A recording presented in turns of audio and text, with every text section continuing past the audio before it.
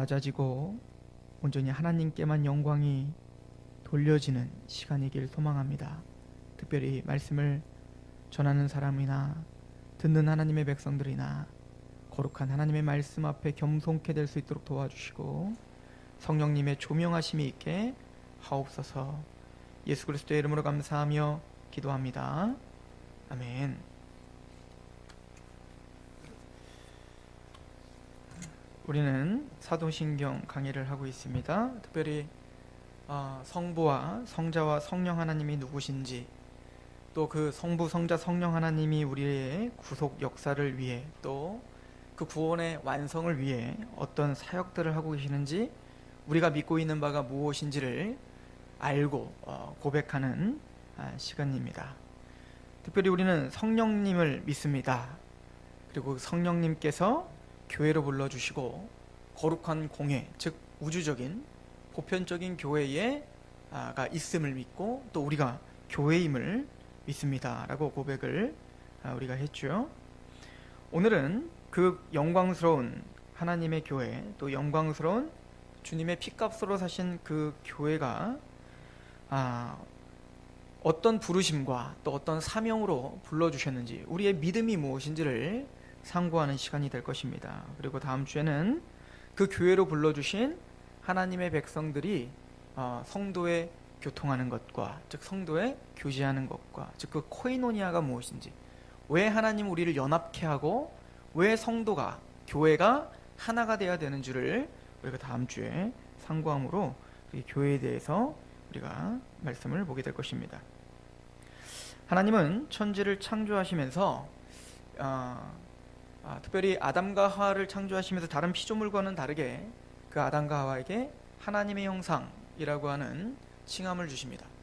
그 하나님의 형상이라고 하는 그 칭함은 바로 하나님의 우리는 아이콘이다 라고 하는 거예요. 그래서 그 형상이라고 하는 히브리어 단어 셜렘이라고 하는 단어를 헬라어로 번역을 하면 아이콘이 돼요. 아이콘은 여러분들이 잘 아시는 것처럼 컴퓨터 바탕화면에 보면 많은 아이콘들이 있잖아요. 근데 아무것도 아닌 그림인데 그 그림을 클릭하면 그 그림과 연결되어 있는 그 무궁무진한 어떤 프로그램과 연결이 되고 읽혀지는 것처럼 사실은 우리는 아무것도 아닌 존재예요. 성경에서 우리를 흙으로 창조했다라고 말씀하시는데, 즉 흙, 티끌이라는 뜻이거든요. 그럼 우리는 사실은 아무것도 아닌 존재라는 겁니다. 흙으로 창조되고 흙으로 돌아가는 존재들인 거죠. 우리가 이 땅을 살아가면서 얼마나 많은 재산을 증식했고 또 얼마나 많은 권세와 명예를 얻었는지, 또 얼마나 많은 또 우리가 행했던 업적이 있었는지 상관없이 우리는 흙으로 돌아갈 것입니다. 그때서야 우리는 깨닫게 될 겁니다. 우리는 흙이었구나, 우리는 티끌이었구나, 우리는 정말 아무것도 아닌 존재였구나 라는 것을 알게 될 거란 얘기인 거예요. 그런데 그런 티끌과 같은 우리를 클릭하면, 우리를 만지면 무한하신 하나님이 읽혀지고 무한하신 하나님과 만날 수가 있는 겁니다. 그래서 우리를 뭐라고 하냐면 하나님의 형상이라고 이야기한 거예요. 그래서 그 하나님의 형상대로 지음받은 그 아담과 하와에게 하나님이 태초에 천지를 창조하시고 아담과 하와를 하나님의 형상대로 만드시고 축복을 하여 주시죠. 그 축복이 생육하고 번성하고 땅에 충만하고 정복하고 다스리라 라는 5가지의 명령입니다. 복이죠. 그 명령을 신학교에서는 문화명령이라고 배워요. 이 문화명령이라는 건 문화라는 게 뭐죠? 우리가 말하는 그림, 음악, 이것만의 문화가 아니라 우리가 생각하는 사상, 또 우리가 살아가는 모든 전반의 그 모든 세상의 원리들을 우리 문화라고 이야기를 합니다. 즉 문화명령이란 그 하나님의 형상대로 지음을 받은 하나님의 백성은, 아담과 하와는 하나님의 뜻, 하나님의 말씀대로 그 아담과 하와가 만지는 것마다, 아담과 하와가 걷는 곳마다, 아담과 하와가 만나는 사람마다 하나님의 형상이 비춰져 하나님의 영광으로 그들을 굴복시키고 하나님의 통치가 임하는 하나님의 나라를 확장하는 일에 하나님은 아담과 하와를 사용하시겠다는 거예요. 그래서 아담과 하와가 정복하고 다스리면 다스릴수록 하나님의 향기가 나야 되고, 그리스도의 편지로서 그리스도가 읽혀져야 되고, 빛과 소금으로서 에덴 동산을 이야기하면서 아주 중요한 통찰력을 우리에게 알려주는데요. 에덴 동산은 최초의 성전이었다라고 이야기를 합니다. 그래서 우리가 성전의 관점으로 창세기부터 계시록까지 한번 쫙 보면 하나님께서 우리에게 요구해, 특별히 교회, 성전에게 요구하시는 것이 무엇인지를 우리가 볼 수가 있는데요. 오늘은 설교를 할 때 제가 에덴 동산의 모양과 또 에스겔서에 나오는 성전, 그 성전에서 물이 흐르는 사건과 그리고 계시록 21장 22장에 보면 새하늘과 새 땅, 그곳에는 성전이 없더라는 거 아닙니까? 여러분들 계시록 21장을 읽어보시면 성전이 없더라. 왜냐하면 성전이 하나님과 어린 양이 성전이시기 때문이다 라고 이야기를 합니다. 그러니까 완성된 성전, 그 완성된 하나님의 나라에 대한 이야기를 보면서, 그럼 오늘날 우리가 살고 있는 성전된 하나님의 교회, 하나님의 백성들이 어떠한 사명을 가지고 살아가는지, 하나님이 우리를 향한 소원과 우리를 향한 그 목적이 어디 있는지를 오늘 말씀을 통해서 같이 상고하겠다는 것이죠. 성전이 어떤 곳입니까? 솔로몬이 성전을 지었죠. 성전을 짓고 그 성전에 하나님의 영광이 가득한 형상을 봅니다. 그리고는 솔로몬은 이렇게 고백합니다. 열왕기상 8장 13절인데요. 내가 참으로 주를 위하여 계실 성전을 건축하였사오니 주께서 영원히 계실 처소로이다. 성전은 어떤 곳이라고요? 하나님께서 영원히 거하실 처소, 좌소, 하나님이 계시는 곳이 뭐예요? 성전입니다. 그런 의미로 에덴 동산은 최초의 성전인 거예요. 하나님이 거니시는 곳입니다. 하나님과 아담과 하와가 대화를 하는 곳입니다. 하나님과 교제가 있고 거기에는 하나님과 단절이 없죠.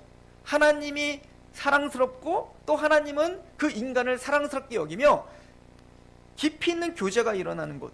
그 아담은 하나님을 알고 하나님의 뜻 가운데 하나님을 사랑하는 마음으로 하나님의 복종하는 그곳.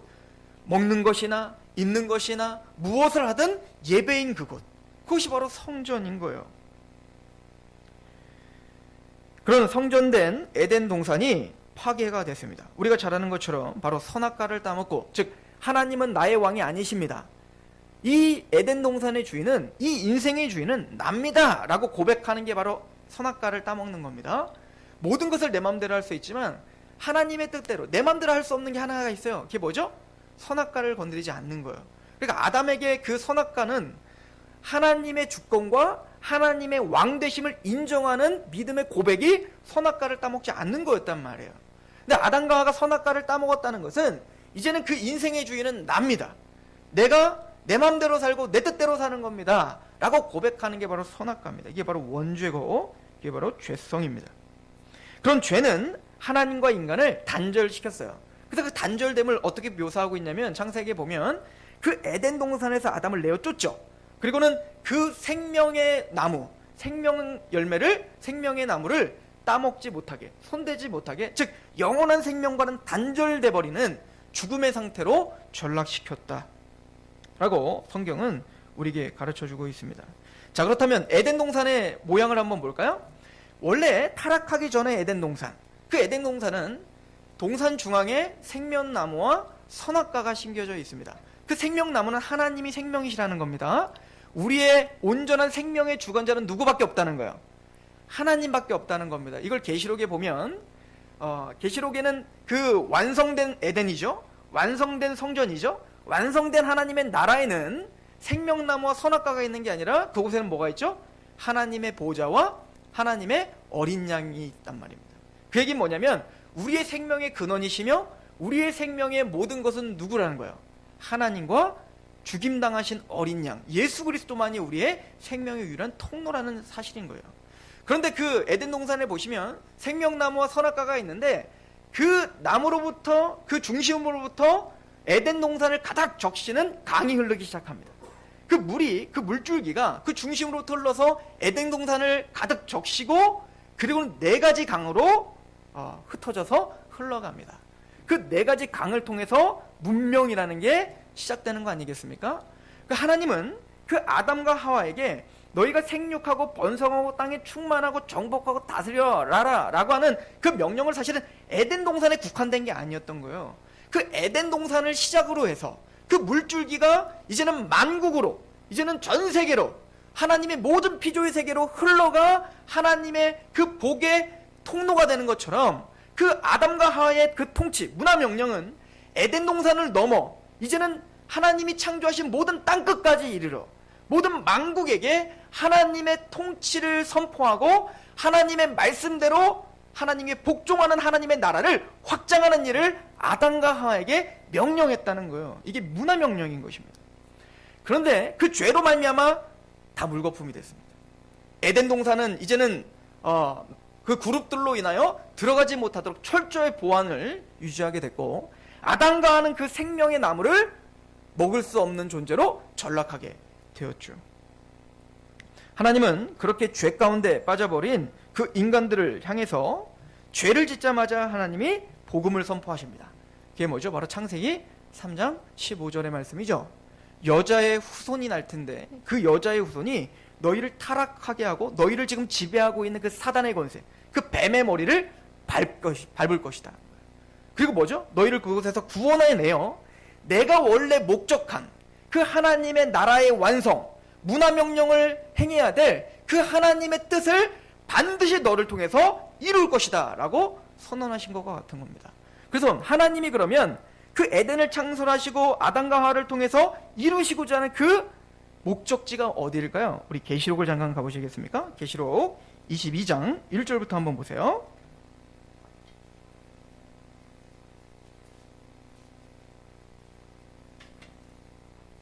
꼭 창세기와 계시록은 샌드위치와 같은 거예요. 그 창세기는 시작의 책입니다. 그리고 계시록은 완성의 책이죠. 그리고 그 중간에 있는 모든 성경들은 뭘까? 그 창세기에서 계획했던 것이 어떻게 계시록에서 완성되는 그 과정을 보여주고 그 원리를 보여주는, 구속사를 보여주는 게 모든 성경의 메시지인 겁니다. 그래서 창세기와 계시록을 이해하는 것은 너무너무 중요한 겁니다.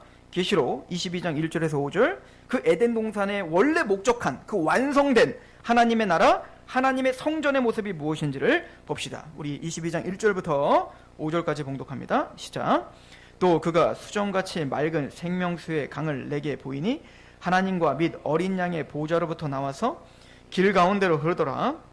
가우에 생명나무가 있어 12가지 열매를 맺되 달마다 그 열매를 맺고 그 나무 잎사귀들은 만국을 치료하기 위하여 있더라.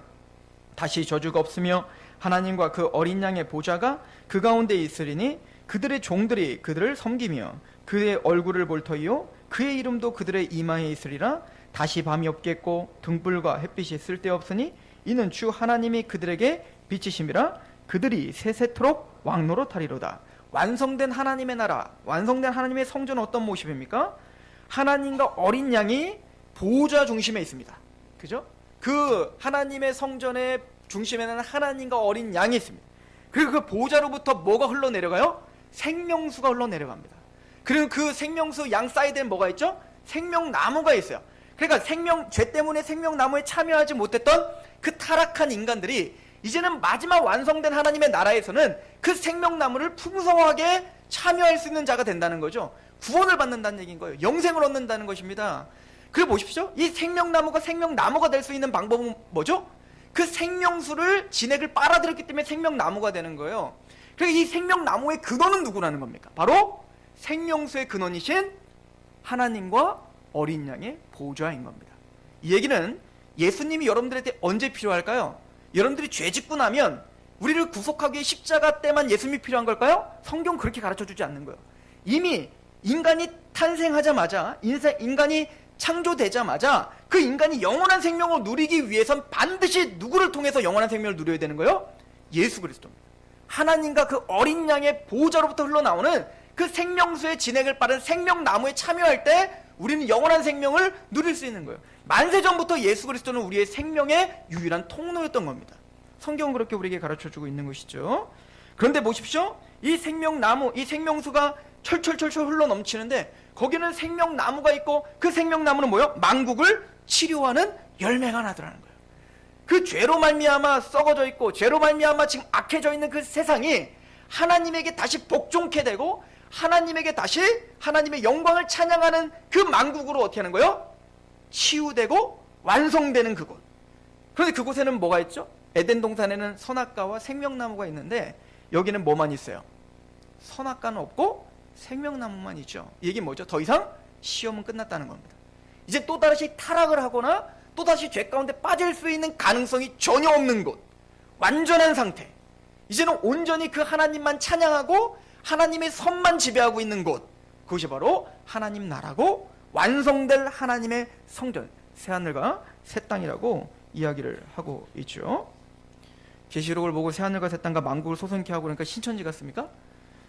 우리가 용어를 뺏기고 있는 거예요. 여러분들이 더 강조하고 여러분들이 그 의미를 정확하게 아셔야 됩니다. 그리고 그들에게 설명해 줄 수 있어야겠죠. 즉 하나님의 회복된 성전을 하나님은 바라보고 있었던 겁니다. 그러면 성경에 나오고 있는 그 성전, 성막을 지으라, 모세를 통해서 성막을 지으라, 솔로몬을 통해서 성전을 지으라 라고 한 건 뭘까요? 그 완성된 하나님의 나라가 무엇인지를 모형으로 우리에게 알려주시기 위한 사인인 게 바로, 모형이 바로 성막과 성전이겠죠. 그런데 이스라엘 백성들은요, 그 성막과 성전을 짓고도 그 절대적인 의미, 그 하나님이 목적지가 무엇인지를 전혀 인식하지 못하며 살았던 겁니다. 하나님이 출애굽을 시켰어요. 하나님이 구원의 역사를 통해서 그 타락한 인간들을 구원하시기 위해요, 아브라함을 부르고, 자격 없는 아브라함을 부르고 의롭다 하셨단 말입니다. 그럼 그의 백성들 이스라엘이라 칭해 주셨어요. 하나님을 이긴 자, 하나님께 택함 받은 자인 이스라엘로 만드셨단 말입니다. 그리고 그 이스라엘에게 뭐라고 명령하시죠? 출애굽기 19장에 보면 너희를 제사장의 나라로 세우겠다는 거예요. 여러분들, 제사장이 뭡니까? 하나님과 타락한 인간을 연결하는 고리가 바로 제사장이란 말인 거예요. 타락한 인간을 하나님과 화해시키는 그 사역을 하는 게 누굽니까? 제사장인 겁니다. 하나님이 이스라엘을 왜 선택한 겁니까? 하나님을 왜 홍해를 가르고 구원을 주신 겁니까? 제사장이 되라는 겁니다. 만국 이방인의 빛이 되어서 이제는 하나님을 배격하고 있는 그들을 향해서 하나님을 알리라는 겁니다. 하나님의 은혜를 선포하라는 겁니다. 하나님의 언약을 선포하라는 겁니다. 그래서 그들이 굴복하여 하나님 앞에 절을 하는 거예요. 선지자가 꿈을 꾼 것처럼, 선지자가 환상을 본 것처럼 물이 바다 덮음과 같이 하나님의 영광을 인정하는 것이 가득한 것을 꿈꾸는 게 바로 제사장인 겁니다. 여러분들, 시편 64편에 보면 제사장의 노래가 있어요. 67편인가? 나중에 찾아보세요. 그 제사장의 노래는 뭐라고 이야기하냐면, 하나님이 우리를 선택해 주셔서 감사한다는 겁니다. 하나님이 기이한 빛을 우리에게 보여주셔서 우리가 그 하나님을 알게 된 복을 누립니다. 그리고는 그 제사장은 뭐라고 노래한 줄 아십니까? 만방이, 만국이, 땅끝까지 하나님을 경배하게 될 것입니다. 이게 제사장의 노래라고요. 이게 제사장이 꿈꾸는 나라랍니다. 이것이 제사장이 꿈꾸는 하나님의 완성된 성전의 모습이고 하나님의 나라의 모습이라고요. 다시 말하면 하나님의 형상으로 다시 회귀되는 겁니다. 우리가 만지는 것마다, 우리가 가정을 다스리면, 또 우리가 교회를 같이 연합하면, 우리가 직장을 다니면, 우리가 서 있는 그곳에 하나님의 향기가 그리스도의 편지로, 그리스도의 그 메시지가 선포되고 확장되고 하나님의 나라가 확장되는 거예요. 이게 제사장이 해야 될 일이 아닙니까? 그래서 베드로전서 2장에는 우리를 뭐라고 합니까? 너희는 택함 받은 족속이요 왕같은 제사장이라고 말하는 거예요. 우리의 삶은 나 혼자 잘 먹고 잘 사는 삶을 사는 게 아닌 거예요. 그것은 이미 제사장의 사역을 감지하지 못하는 것입니다. 하나님이 우리를 기가 막힌 방법으로 그 아들을 죽이기까지 하시며 우리를 살려주신 목적은 왕같은 제사장다우라는 겁니다. 기이한 빛에 들어가게 하신 그 빛을 선전하게 하려 하십니다. 이게 제사장들이 하는 사역이겠죠. 그런데 이스라엘 백성들은 이 사역을, 그 사명을 잃어버렸습니다. 이들은 제사장으로서 이방인에게 그 복을 전하는 통로로 사용되는데, 여러분들 그냥 보세요. 이스라엘의 역사를 보시란 말입니다. 이스라엘들이 정말 그 제사장답게 살았나요?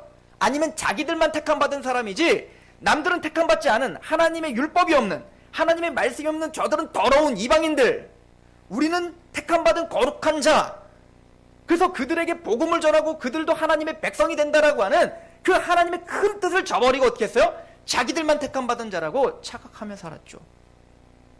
근데 영적인 이스라엘인 왕같은 제사장인 저와 여러분들도 그렇게 살 수는 있습니다.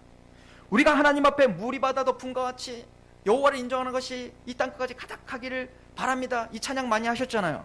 그렇게 마음을 다해서 찬양하고 눈물도 흘렸고 기도도 했는데, 우리는 나 혼자 구원받은 것처럼 전혀 제사장의 사역을 하지 못한다면, 전혀 그들의 영혼, 믿지 않는 사람들에 대한 마음이 전혀 없다면, 우리는 육적인 이스라엘과 별반 다른 것이 없는 민족이 되는 것이죠. 하나님은 그런 이스라엘 백성들 죄 가운데 하나님을 떠나고 하나님을 대적할 뿐만 아니라 하나님이 원래 성전과 하나님의 백성들에게 맡겨주신 그 사명조차 잃어버린, 그 소금이 맛을 잃어버리면 땅에 밟히고 조롱당할 수밖에 없는 것처럼 그렇게 이스라엘을 바벨론에 끌고 갈 수밖에 없는 거였어요. 그래서 하나님은 에스겔서와 예레미야서와 이사야서를 통해서 너의 사명, 또 하나님이 너에게 어떤 언약을 줬는지 다시 회복하라 라고 고백하고 있는 겁니다. 이사야서 1장은 그 성전에 대한 이야기를 하면서 하나님은 그 성전문을 닫길 원한다고 합니다. 왜냐하면 머리끝부터 발끝까지 죄 가운데, 죄로 말미암아 도대체가 그 성전에 하나님이 같이 거할 수가 없다라고 이야기를 하죠. 그래서 하나님은 그 성전에서 영광을 거둬가십니다. 영광을 거둬가시는 그 메시지를 에스겔서 10장에 이야기를 하고 있어요. 근데 에스겔서는 그 영광을 거둬가실 뿐만 아니라 다시금 반드시 내가 그 성전을 회복할 거라고 약속하십니다. 하나님은 아담과 하와가 타락하자마자 너희 지금 끝났어, 관둬라고 한 게 아니라 그 아담과 하와를 고치겠다라고 이야기하죠. 이게 창세기 3장 15절이었단 말이에요. 복음이었단 말입니다. 그래서 에스겔서에 보면 하나님께서 하나님의 백성들을 어떻게 회복시키실 것인지, 회복시킨 그 하나님의 성전을 어떻게 하실 것인지를 환상 중에 보여줬습니다. 그 대표적인 게 뭐죠? 마른 뼈가 살아나는 역사인가요? 꼭 하나님의 백성들이 그렇게 마른 뼈처럼 죽어있는 겁니다. 영적으로 완전 죽어있는 그곳에 하나님의 말씀이 대언되어 그 뼈들이 맞춰지고 살아납니다. 거기에 뭐죠? 하나님의 생기가 들어가니 큰 군대가 되는 것처럼 하나님은 그렇게 하나님의 백성들을 말씀으로 하나님의 복음을 선포하고 성령님의 역사로 다시 회복한 하나님의 교회다운 교회, 하나님의 성전으로 다시 회복할 것을 예비하시고 예언하는 게 바로 에스겔서인 거예요. 그렇게 회복된 그, 우리로 말하면 예수 그리스도의 복음을 듣고 성령님의 역사로 다시 거듭난 하나님의 백성된 하나님의 교회, 그 성전들이 어떤 사역들을 할 것인지 에스겔서 40장부터 44장까지 계속 이야기하고 있는 겁니다. 그 중에 우리 에스겔서 47장을 가보겠습니다. 47장 1절부터 보겠습니다. 그 에덴 동산의 이미지와 계시록 22장의 그 완성된 하나님의 성전과 하나님의 나라의 이미지와 이 에스겔서 47장의 성전의 이미지를 비교해서 한번 보셔요. 에스겔서 47장 1절부터 제가 봅니다. 그가 나를 데리고 성전문에 이르시니 성전의 앞면이 동쪽을 향하였는데 그 문지방 밑에서 물이 나와 동쪽으로 흐르다가 성전 오른쪽 제단 남쪽으로 흘러 내리더라. 에덴 동산에 그 물이 가득 채워지고 이제 그 물줄기가 에덴 동산 밖으로 넘치는 것처럼, 네 줄기로 넘치는 것처럼 지금 이 성전 안에 물이 가득 채워집니다. 그리고 그 성전을 넘쳐 물이 흘러가기 시작합니다. 2절, 그가 또 나를 데리고 북문으로 나가서 바깥길로 꺾여 동쪽을 향한 바깥문에 이르시기로 본즉 물이 그 오른쪽에 스며 나오더라. 그 사람이 손에 줄을 잡고 동쪽으로 나가며 천척을 측량한 후 내가 그 물을 건너게 하시니 물이 발목에 오르더니 다시 천척을 측량하고 내게 물을 건너게 하시니 물이 무릎에 오르고 다시 천척을 측량하고 내게 물을 건너게 하시니 물이 허리에 오르고 다시 천척을 측량하시니 물이 내가 건너지 못할 강이 된지라. 그 물이 가득하여 헤엄칠 만한 물이요 사람이 능히 건너지 못할 강이더라. 그가 내게 이르시되 인자야 내가 이것을 보았느냐 하시고 나를 인도하여 강가로 돌아가게 하시기로 내가 돌아가니 강 좌우편에 나무가 심이 많더라. 그가 내게 이르시되 이 물이 동쪽으로 향하여 흘러 아라바로 내려가서 바다, 이건 사해입니다. 죽어있는 바다, 그 사해에 이르니 이 흘러 내리는 물로 그 바다의 물이 되살아나리라. 이 강물이 흐르는 곳마다 번성하는 모든 생물이 살고 또 고기가 심이 많으리니 이 물이 흘러 들어가므로 바닷물이 되살아나겠고 이 강이 흐르는 각처의 모든 것이 살 것이며 또 이 강가에 어부가 설 것이니 엔데기에서부터 에네글라임까지 그 물치는 곳이 그물 치는 곳이 될 것이며 그 고기가 각기 종류를 따라 큰 바다의 고기같이 심이 많아지려니와 그 진펄과 그 개펄은 되살아나지 못하고 소금 땅이 될 것이며. 우리 12절 같이 읽어봅시다. 시작.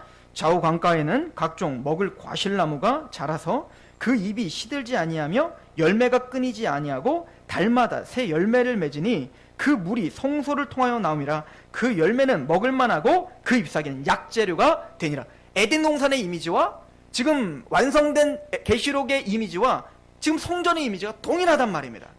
즉 그 성전 에덴 동산에 가득한 물이 넘쳐 생명의 근원이 되는 것처럼, 또 에덴 그 하나님의 완성된 하나님의 나라에 하나님의 보좌와 그 어린 양의 보좌로부터 흘러나는 그 생명수가 그곳을 넘쳐 흐르고 만국이 소성하고 그리고 치유의 생명의 나무가 열리는 것처럼, 지금 성전을 통해 그 성전 회복된 성전 안에 물이 가득 넘치게 되어 넘칠 뿐만 아니라 충만할 뿐만 아니라 넘쳐 흘러 처음에는 발목, 무릎, 허리 능히 건너지 못할 철철철철 흐르는 그 강물 속에, 가만히 보니까 그게 동쪽으로 흘러 사해 죽어있는 바다죠. 그 물이 닿으니 그 사해가 살아나더라는 겁니다. 또 그 물이 닿는 곳마다 많은 열매를 맺는 나무들이 쫙 들어서더라는 겁니다. 그리고 나무에서 나타난 그 열매는 치유하는 열매더라는 것이죠. 이게 뭐죠?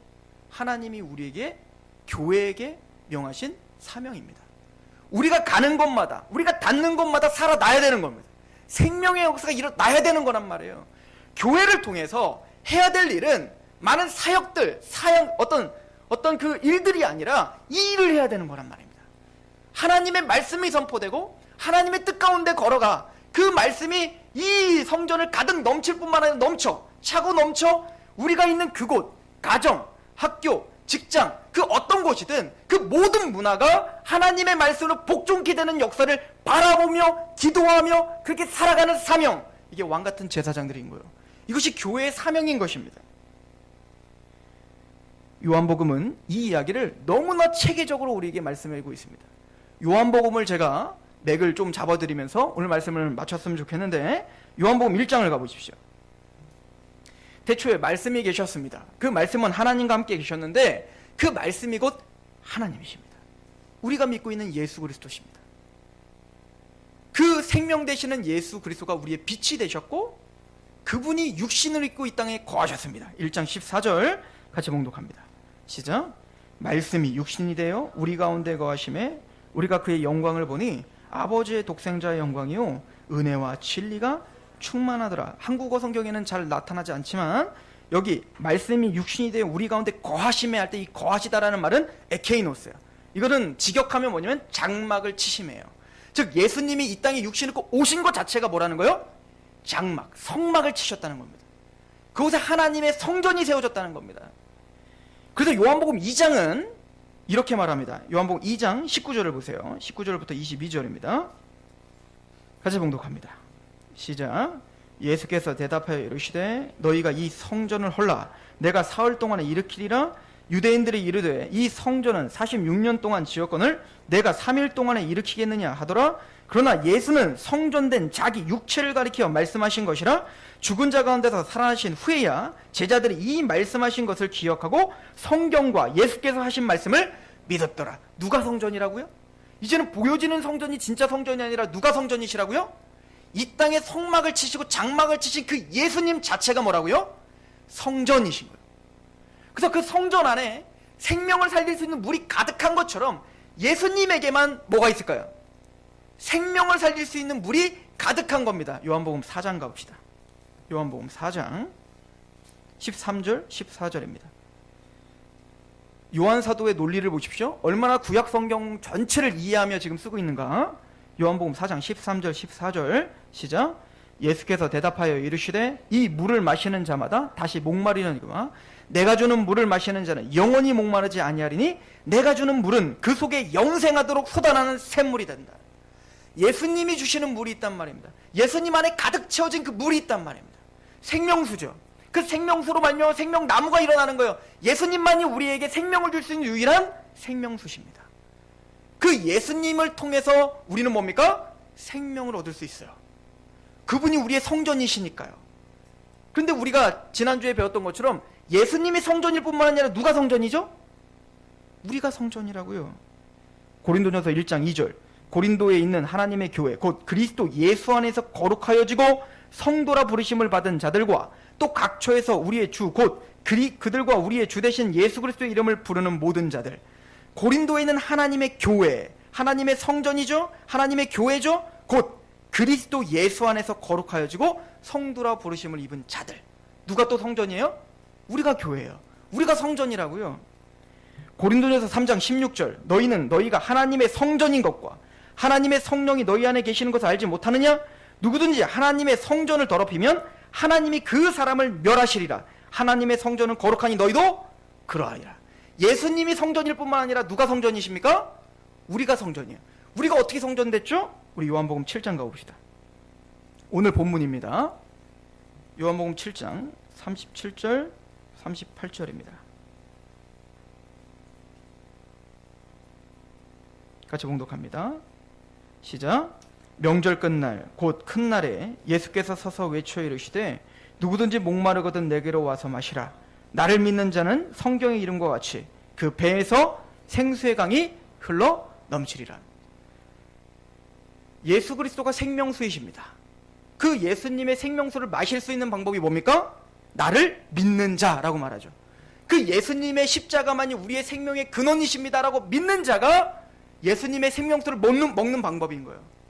그 예수님을 믿는 자는 근데 그걸로 끝나는 게 아니라 성경의 이름과 같이 그 배에서 믿는 자를 말하는 겁니다. 예수님을 믿어 성전된 하나님의 백성들은 예수님이 가득한 그 생명수가 넘치고 있는 것처럼 그 예수님을 믿는 사람은 성전이 돼요.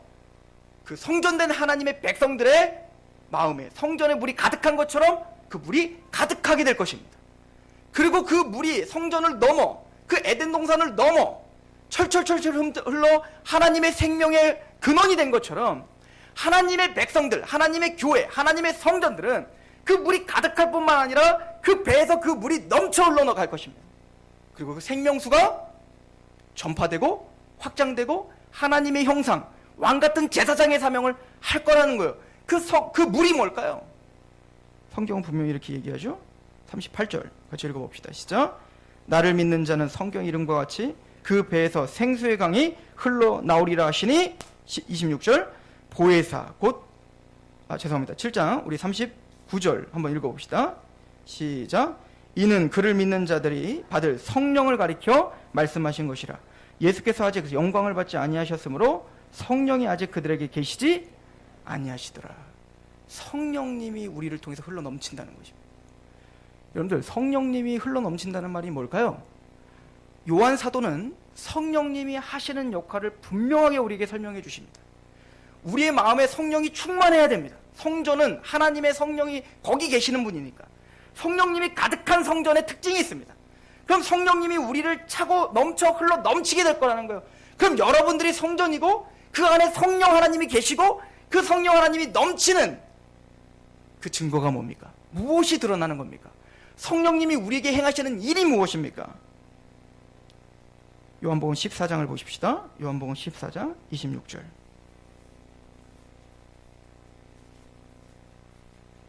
같이 봉독합니다. 시작. 보혜사 곧 아버지께서 내 이름을 보내실 성령 그가 너희에게 모든 것을 가르치시고 내가 너희에게 말한 모든 것을 성령님이 하시는 역할은 예수님을 증거하시고 예수님이 알려주신 말씀을 생각나게 하고 깨닫게 하고 믿게 하고 적용하는 역할을 하시는 거예요. 우리를 통하여 그 성령님이 흘러넘친다는 것은 우리가 가는 곳마다 그 성령님의 역사가 일어난다는 것입니다. 그 성령님의 역사가 일어난다는 것은 하나님을 몰랐던 예수님이 몰랐던 그들의 완고한 마음이 부서지고 우리가 전파하는 그 복음이 깨달아지고 믿어지고 다시 한번 하나님 앞에 회복되는 역사가 일어나더라는 겁니다. 누구를 통해서만 이 역사가 나타날까요? 성전입니다. 하나님의 교회된 성전밖에는 왕같은 제사장들로 말미암지 않고는 이 역사가 일어날 수 없는 거예요. 요한복음 15장 26절은 말합니다. 내가 아버지께로부터 너에게 보낼 보혜사 곧 아버지께로부터 나오시는 진리의 성령이 오실 때에 그가 나를 증언하실 것이다 라고 말합니다. 요한복음 16장 7절은 말합니다. 그러나 내가 너희에게 실상을 말하노니 내가 떠나가는 것이 너희에게 유익이라. 내가 떠나가지 아니하면 보혜사가 너희에게로 오시지 아니할 것이요 가면 내가 그를 너희에게 보내리니 그가 와서 죄에 대하여 의에 대하여 심판에 대하여 세상을 책망하시리라. 죄가 무엇인지 의가 무엇인지 심판이 무엇인지를 우리를 알게 하고 깨닫게 하는 역사. 그게 누구라고요? 성령님을 통해서 하는 역사입니다. 제일 답답한 것은 성령을 강조하는 교단이 어떤 현상에는 집중하는데 그 성령님의 본연의 말씀인 그 말씀을 이해하고 복음을 이해하고 그 복음이 힘있게 전파되는 것은 전혀 무지하단 말입니다. 이것만큼 아이러니가 없는 거예요. 이것만큼 잘못된 게 없는 겁니다. 성령님은 예수님께서 요한복음에 너희 배에서 성전에서 가득한 물이 흘러 넘치게 될 거야. 여러분들을 통해서 성령님은 역사하실 것입니다.